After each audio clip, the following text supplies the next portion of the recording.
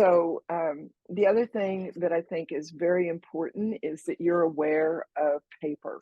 So this is hot press, 100% cotton Fabriano. Um, okay, so don't pay any attention to whether it's cold press or anything.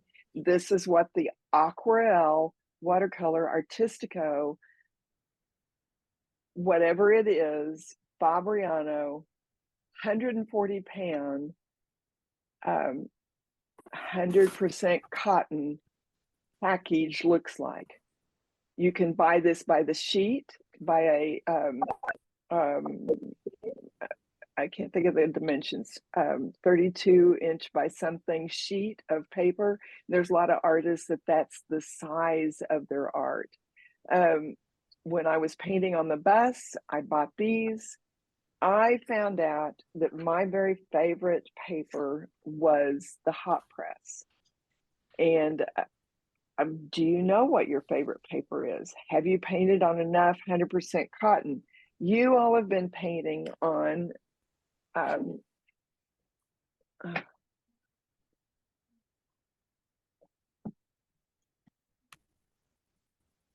you all have been painting on this paper if you've painted on the paper I have.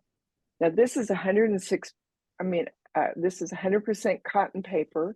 It's called Fluid 100, and that's because Fluid makes a lot of different papers, but they add the 100 if it's 100% cotton.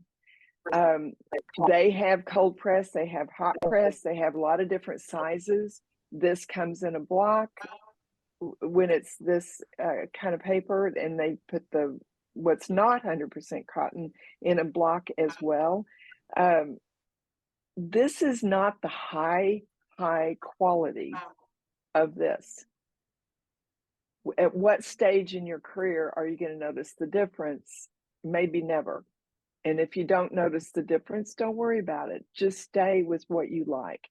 And beginning to know what you really like is, I think, very important to every artist. So we can get those out. The other two kinds of paper are, what color is it? Y'all can kind of see that this is yellow, more yellow. These two are more white. So this is extra white. One of them is, this one is hot press. This one is cold press. This one is cold press, but it is not extra white. It says traditional here. And so decisions. I don't think it matters which one you're painting on. I do think that it matters that you know which one you're painting on. So that is what I'm really trying to communicate there. This is the one that I say to you all I like the best for just sketching, just very, very affordable. They have it in lots of different sizes. And the one I like is the mixed media. Now you can buy the watercolor paper, but the mixed media is a hot press. And so again, I know I like hot press, and hot press does not give you a lot of the highs and lows that the cold press does. My biggest reason that I continue to like the hot press the most is because so much of my art has been taken into print, and it's easy to remove the tooth. If you scan the art and remove the background, I don't have any trouble removing that. And so unless you're going to have things in print on fabric or printed prints, then it really doesn't matter. And when people look at a watercolor painting, they love to see that tooth. So if that's the thing that brings you great pleasure, oh, please stay with it. It has nothing to do with what I like best and what I do. What is it that I would like you all to know from, take away from all the art classes we've had, from, what is it that I would really like for you all? What's your takeaway? And that is what this class is all about, is what do I want to make sure that you all hear me say? And in 1 hour, I'm going to try to cover that. And so we really probably don't have time, for more conversation or, um, so on. And I created a new palette this morning, and I'm going to go to a women's retreat next Friday. Um, I'm going to ride up there with somebody and maybe come back Friday night and then ride up with somebody Saturday morning and probably come back Saturday night.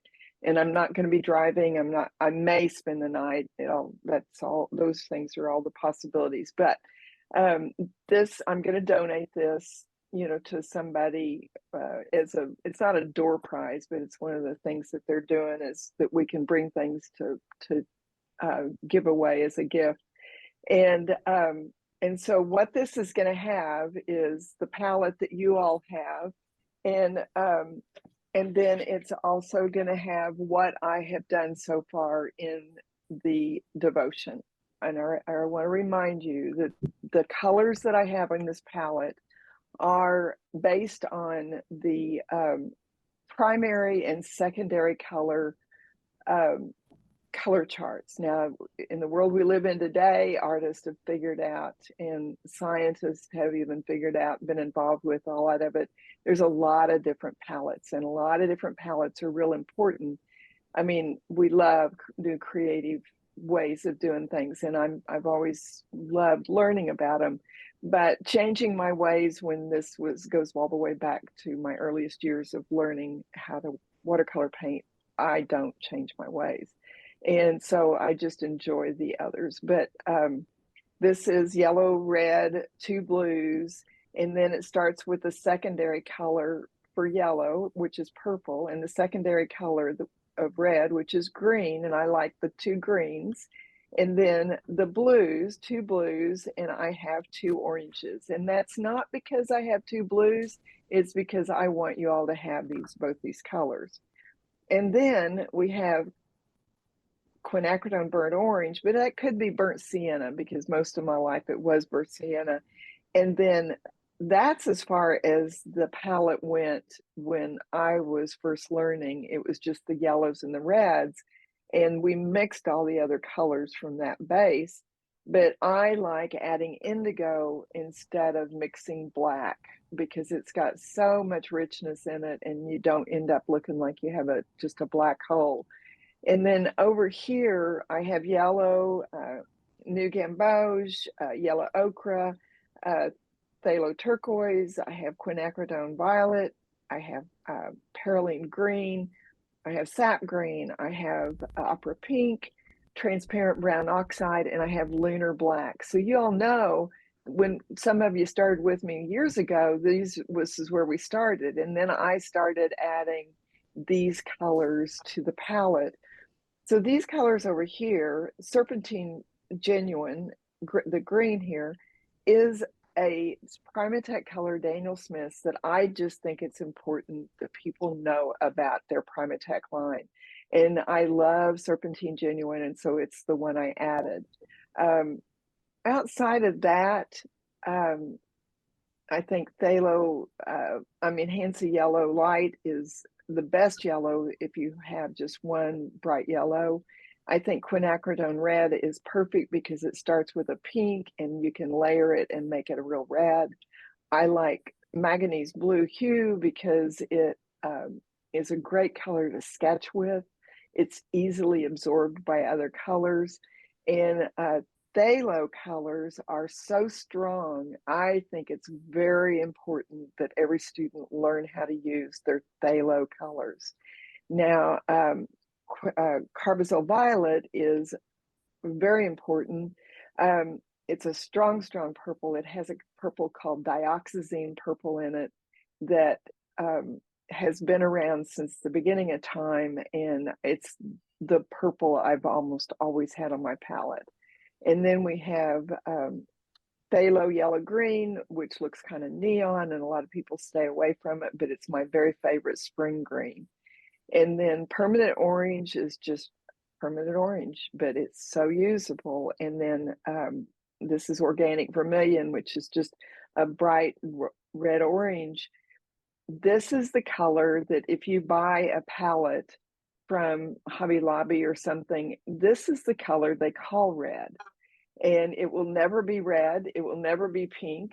It's always going to be an orange red. And I think they do new painters a real disservice with that.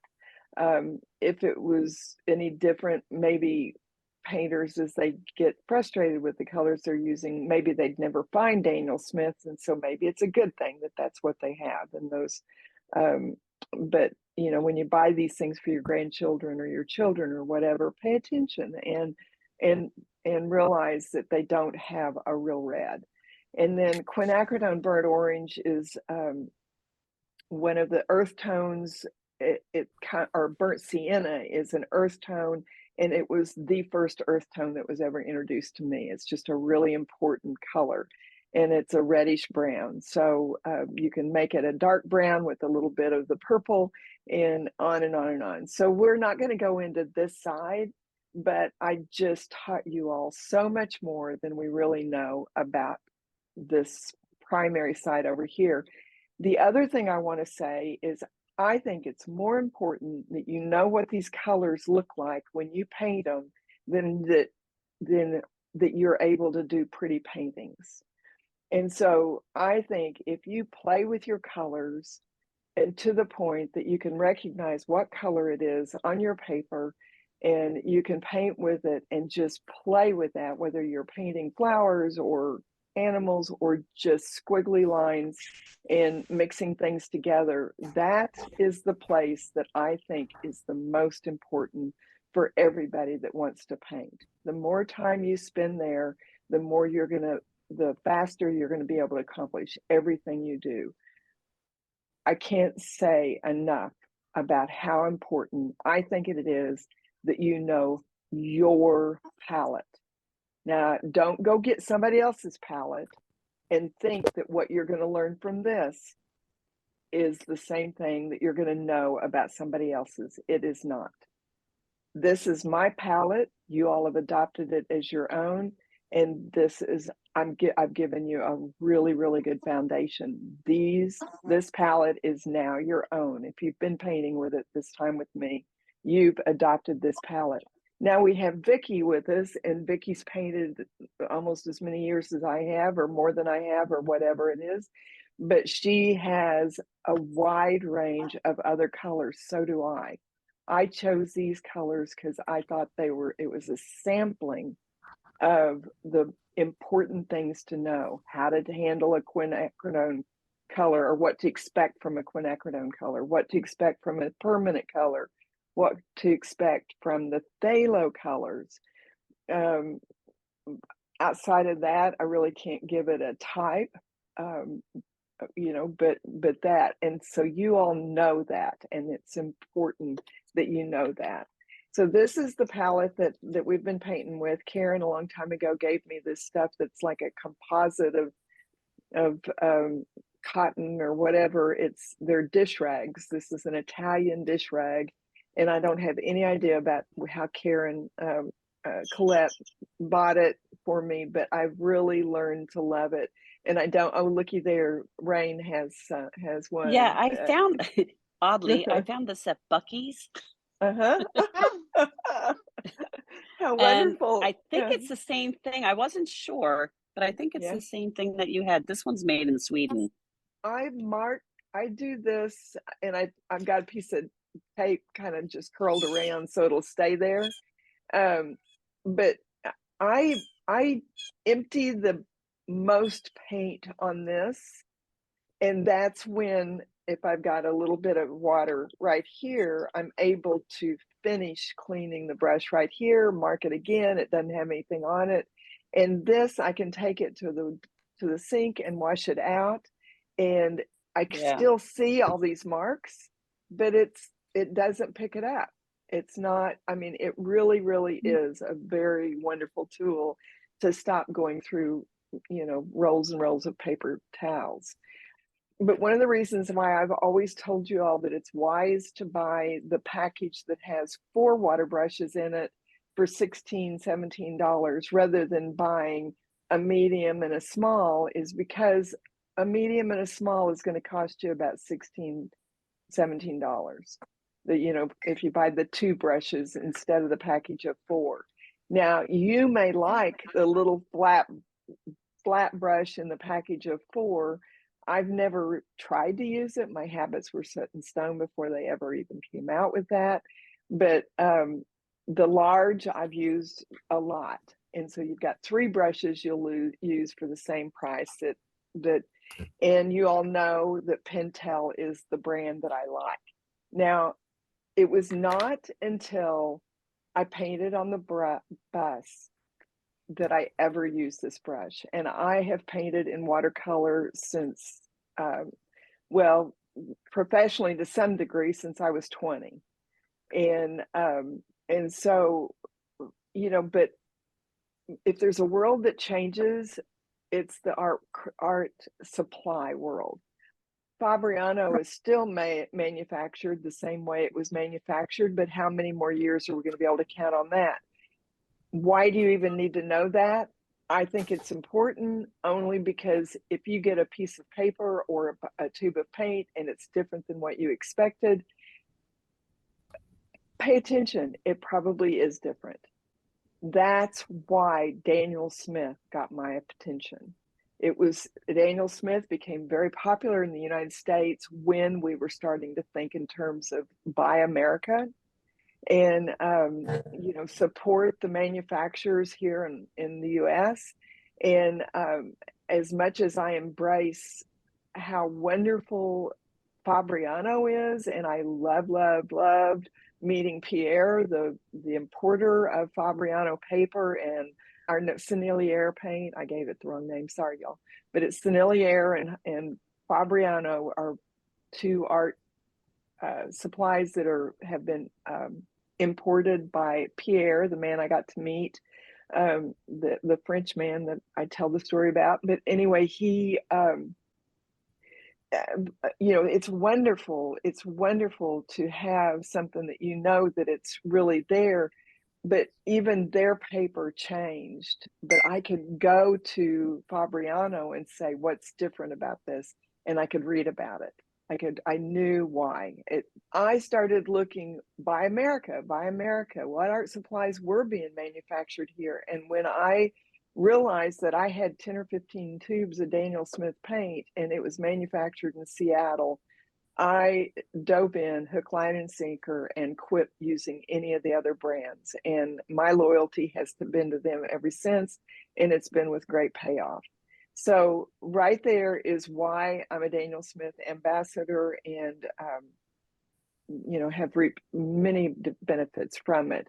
But you all need to know that those aren't the things that matter. The things that matter is that you paint until you know your own palette, and that you paint until you have an opinion about the tools that you're using. I consider every single tool that you use when you're painting to be a teacher. If you grab a brush, you get it wet, you load it with paint, and you start painting with it, and in 15 minutes you decide you don't like that brush, you just fired a teacher that you should have let teach you everything it had to teach you. Because those brushes are all so different and they offer so many things. But you know something? You can go watch videos on that brush all day long and 3 people aren't going to say the same thing about it. So do you all hear what I'm saying? Don't think that you know what's going on. This goes back to my ways are not your ways, and that's God talking. And so if God says that to us, you know that your teachers are saying, you're not using this right. You're not responding to this right. You need to give me a better chance. You need to be more diligent in what you're offering.